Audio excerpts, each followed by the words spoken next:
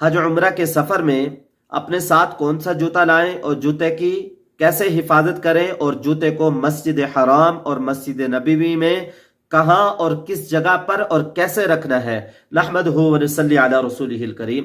محترم ناظرین، حج عمرے کا سفر ایک مبارک سفر ہے، ایک بہت اہم سفر ہے۔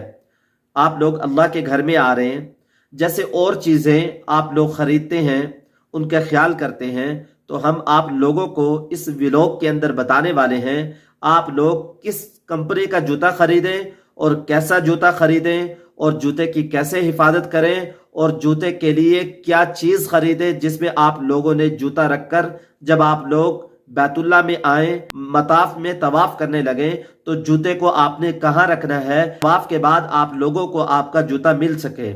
محترم ناظرین، یہ جو ویڈیو ہم بناتے ہیں، ہمارے ساتھ یہ واقعات اس طرح کے پیش آتے ہیں، تو ہم آپ لوگوں کو بتاتے ہیں تاکہ آپ لوگوں کو پریشانی نہ ہو۔ ہم چونکہ یہاں رہتے ہیں، بار بار عمرہ کرتے رہتے ہیں اور لوگوں کو دیکھتے ہیں، لوگوں کے ساتھ اس طرح کے واقعے پیش آتے رہتے ہیں۔ ایک ہفتہ پہلے ہم عمرہ کے لیے گئے، ہم لوگوں نے مطاف کے باہر جوتے رکھ دیے، 3-4 آدمی تھے، ایک شاپر میں ڈالے، جوتے رکھ دیے۔ جب ہم لوگ طواف کر کے فارغ ہوئے تو ہمیں اپنے جوتے نہیں ملے، تو میں اس لیے ویڈیو بنا رہا ہوں تاکہ آپ لوگ جب اپنے قیمتی جوتے لے کر آئیں گے، آپ لوگوں نے اگر لاوارث اپنے جوتوں کو چھوڑ دیا تو ہو سکتا ہے کہ آپ کے جوتے کہیں اور چلے جائیں، کچرے میں چلے جائیں، کہیں اور پھینک دیا جائے، پھر آپ لوگوں کی عبادت میں خلل ہو، آپ پریشان ہو، جوتے نہیں خریدتے پھریں گے تو آپ کی عبادت میں خلل آئے گا۔ میں یہ چاہتا ہوں یہ واقعہ آپ کے ساتھ پیش نہ آئے۔ محترم ناظرین، آپ لوگ جب حج کے سفر کے اندر اور چیزوں کو خریدیں تو آپ لوگ اپنے لیے اچھی کمپنی کا، بورجان ہے، باٹا سروس، کمفرٹیبل ہو، نرم ہو، جس کا سول بھی سافٹ ہو۔ زیادہ سخت سول والا خریدیں گے چلنے میں جلدی ٹوٹ جائے گا۔ اچھے سول کا کمفرٹیبل آپ اپنے لیے جوتا خریدیں، اور اگر آپ کے ساتھ اس سفر کے اندر آپ کی محبوبہ بیوی بھی ہے، اپنی بیوی کو بھی یہ جوتا خرید کر ہدیہ کے طور پر دے دیں تو یہ سفر آپ لوگوں کا اچھا گزرے گا۔ محترم ناظرین، جب آپ لوگوں نے یہ جوتا خرید لیا، اب اس جوتے کی حفاظت بھی کرنی ہے۔ دیکھیں، مسجد حرام، مسجد نبوی اللہ کا گھر ہے، اس کی حفاظت کرنا، اس کو صاف ستھرا رکھنا ہماری ذمہ داری ہے۔ تو آپ لوگوں نے مہنگے جوتے خرید لیے، اب اس کی حفاظت بھی کرنی ہے۔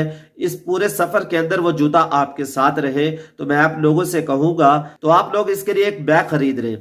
اس بیگ کے اندر جب آپ لوگ مطاف میں آئیں طواف کے لیے، تو اس بیگ کے اندر ڈال کر اس بیگ کو اپنے کندھوں پر ڈال لیں، پیچھے لگا لیں، پیچھے باندھ لیں، تو آپ لوگ طواف کریں گے تو ہاتھ میں لے کر بھی طواف کرنا، جوتے کو ہاتھ میں لے کر طواف کرنا یہ بھی اچھا نہیں ہے۔ اللہ کے گھر ہے، اور مسجد میں رکھنا، مسجد حرام میں رکھنا، مطاف کی جگہ میں رکھنا یہ بھی اچھا نہیں ہے۔ اور وہاں جوتے اگر آپ نے رکھ بھی دیے تو آپ لوگ جب طواف سے فارغ ہوں گے آپ لوگوں کو اپنے جوتے نہیں ملیں گے۔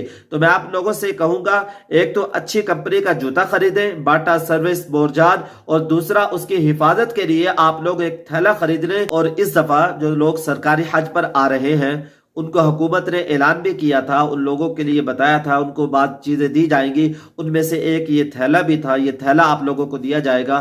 تو محترم ناظرین، میں آپ لوگوں سے احتیاطاً عرض کرتا ہوں، اگر حکومت دے یا نہ دے، آپ لوگ احتیاطاً ایک تھیلا خرید کر اپنے بیگ میں رکھ لیں۔ جب آپ لوگ مکہ مکرمہ ہوٹل میں پہنچ جائیں، ہوٹل سے حرم شریف کی طرف چلے تو اس تھیلے کو اپنے ساتھ لے کر چلیں، بھولیے گا نہ۔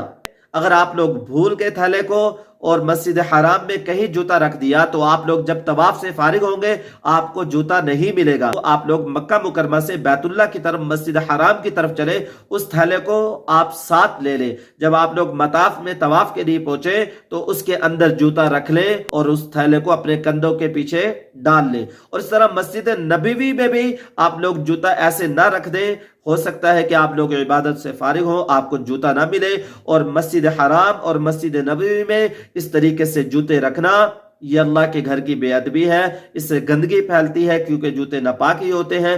لہٰذا ہم تھیلے میں رکھ کر طواف کریں، صفا مروہ کی سعی کریں، عبادت میں لگے، اس سے آپ لوگوں کو پریشانی نہیں ہوگی۔ اور دوسرا، اب رمضان المبارک کا آخر چل رہا ہے، اس میں لیلۃ القدر کی رات ہے، اس لیلۃ القدر کی رات کی حفاظت کریں۔ اس میں عبادت کرنا 1000 مہینوں سے بہتر ہے۔ 1000 مہینوں کا حساب لگایا جائے 83 سال 4 مہینے بنتے ہیں۔ تو اس رات کے اندر عبادت کریں، اس رات کو ضائع نہ ہونے دیں، اس سارے عشرے کو قرآن میں، نماز میں، ذکر میں گزاریں۔ آپ صلی اللہ علیہ وسلم آخری عشرے کے اندر خود بھی جاگا کرتے تھے، اپنے گھر والوں کو جگایا کرتے تھے۔ حضرت امی عائشہ رضی اللہ تعالیٰ عنہ نے حضور صلی اللہ علیہ وسلم سے سوال کیا، اگر میں لیلۃ القدر کو پالوں تو لیلۃ القدر کی رات میں کون سی دعا مانگوں؟ تو آپ صلی اللہ علیہ وسلم نے ارشاد فرمایا، یہ دعا مانگو، اللہم انک عفو تحب العفو فاعف عنا، اے اللہ تو معاف کرنے والا ہے، معافی کو پسند کرتا ہے، یا اللہ تو ہمیں معاف کر دے۔ یہ دعا علماء نے فرمایا ہے بندے کی مناجات میں سے، بندے کے سوالات میں سے سب سے افضل سوالات اللہ کے ہاں عافیت اور استغفار ہے۔ اللہ سے معافی مانگنا اور اللہ سے عافیت مانگنا اللہ کو بہت زیادہ محبوب ہے۔ ہم اللہ تعالیٰ سے عافیت مانگتے رہیں، رمضان المبارک کی قدر کریں۔ علماء یہ فرماتے ہیں جس نے عشاء اور فجر کی نماز کو پا لیا اس نے بھی لیلۃ القدر کو پا لیا۔ رمضان المبارک میں ہم نمازوں کو قضا بالکل نہ کریں اور اس میں فرض نمازوں پر ہی اکتفا نہ کریں، بلکہ رات کو زیادہ سے زیادہ جاگیں، قرآن پاک پڑھیں، دعائیں مانگیں اور اپنی دعاؤں کے اندر تمام مسلمانوں کو اور فلسطین کے مسلمانوں کو خصوصاً یاد رکھیں اور دعاؤں میں مجھے بھی یاد رکھیں۔ السلام علیکم ورحمۃ اللہ وبرکاتہ۔